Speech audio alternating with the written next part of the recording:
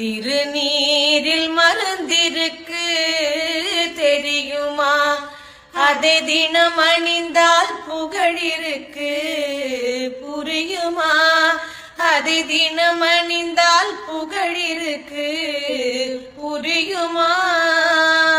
முருகன் திருநீரில் மருந்திருக்கு தெரியுமா?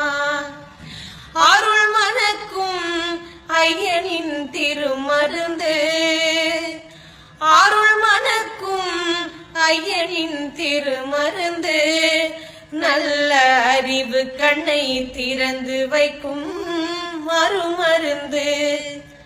அருள் மணக்கும் ஐயனின் திருமருந்து, நல்ல அறிவு கண்ணை திறந்து வைக்கும் அருமருந்து.